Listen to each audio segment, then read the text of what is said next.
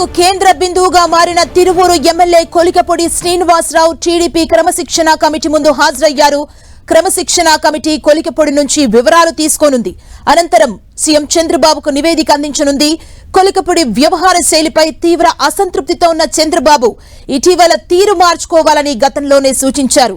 అయినా ఆయనలో ఎలాంటి మార్పు రాకపోవడంతో మరోసారి కొలికపొడి నుంచి వివరాలు తీసుకోవాలని చంద్రబాబు ఆదేశించారు.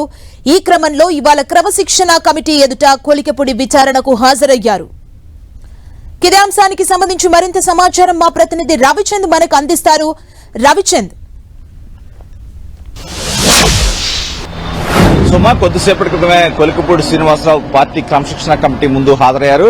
టీడీపీ కేంద్ర కార్యాలయంలో వర్ల రామయ్య, మంత్రి బీసీ జనార్దన్ రెడ్డి, కొనకళ్ల నారాయణ, షరీఫ్, పంచుమర్తి అనురాధ క్రమశిక్షణ సంఘం సభ్యులుగా ఉన్నారు. వీరి ఎదుట హాజరవడం జరిగింది కొలికపూడి శ్రీనివాసరావు.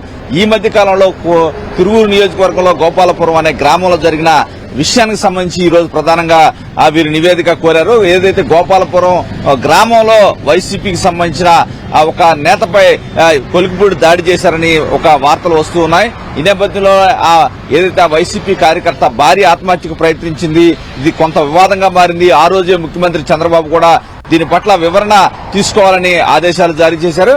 అయితే తాజాగా ఈ అంశానికి సంబంధించి పార్టీ క్రమశిక్షణ సంఘం ముందు హాజరవ్వాలని ఆయనకి వర్తమానం పంపడం, ఆయన రావడం జరిగింది. ప్రస్తుతం ఆయనతో మాట్లాడుతూ ఉన్నారు. వీరంతా కూడా కొలికపూడితో మాట్లాడి ఆయన మాట్లాడిన దాన్ని బట్టి ఒక నివేదికను తయారు చేసి ముఖ్యమంత్రి చంద్రబాబుకి పంపిస్తారు.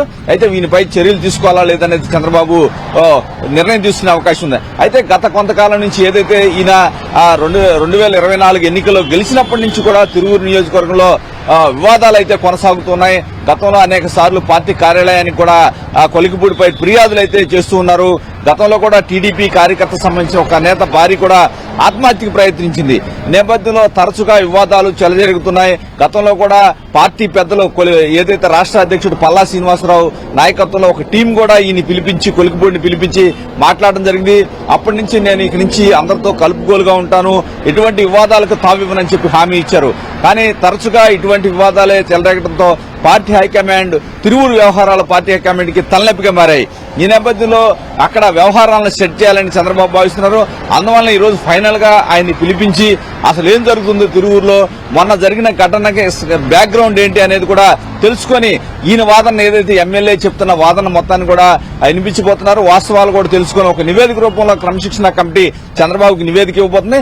ఆ తర్వాత తిరువూరు నియోజకవర్గాన్ని ఏం చేయాలి, అక్కడ పార్టీని ఏ విధంగా వర్క్ చేయించాలనే ఒక నిర్ణయం అయితే, కీలక నిర్ణయం అయితే చంద్రబాబు తీసుకునే అవకాశం అయితే మనకి కనిపిస్తుంది. చూసినట్లయితే టీడీపీ చాలా స్ట్రిక్ట్ గా ఉన్నట్టు మనకు క్లియర్ గా కనిపిస్తుంది. అంటే టీడీపీకి సంబంధించిన నేతలపై ఎలాంటి వ్యతిరేకత ఉన్నా ఇమీడియట్ గా రియాక్ట్ అవ్వడాన్ని ఎట్లా చూడాలి? అంటే డెఫినెట్ గా ఇక్కడ గత కొంతకాలంగా కూడా రాష్ట్రంలో పలు ప్రాంతాల్లో టీడీపీ ఎమ్మెల్యేపై ఏ ఆరోపణ వచ్చినా కూడా చంద్రబాబే స్వయంగా వారిని పిలిపించి క్లాసులు పీకుతున్న పరిస్థితిని కూడా మనం గమనించాం. ఏదైతే ఇసుక వ్యవహారాల్లో కావచ్చు, కొన్ని అక్రమాల్లో కూడా ఎమ్మెల్యేల పాత్ర ఉందని తెలిస్తే గానీ ఇమీడియట్ గా చంద్రబాబు పిలిపించి వారికి వార్నింగ్ ఇస్తున్నారు. పార్టీ యంత్రాంగం ద్వారా వారిపై యాక్షన్ తీసుకునే విధంగా కూడా చర్యలు తీసుకున్నారు.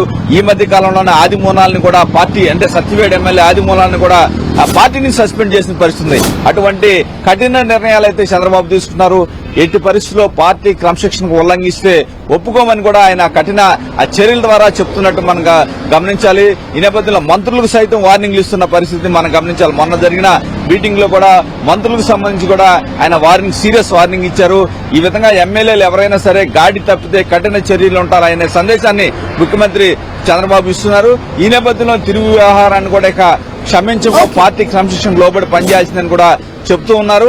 రాష్ట్రంలో వివిధ ప్రాంతాల్లో ఎమ్మెల్యేలు ఎవరైతే ఫిర్యాదులు వస్తున్నాయో ఎమ్మెల్యేలపై వాళ్ళ విషయంలో కూడా కఠిన చర్యలు తీసుకునే విధంగా కూడా చంద్రబాబు ఆలోచన చేస్తూ ఉన్నారు. థాంక్యూ రవిచంద్.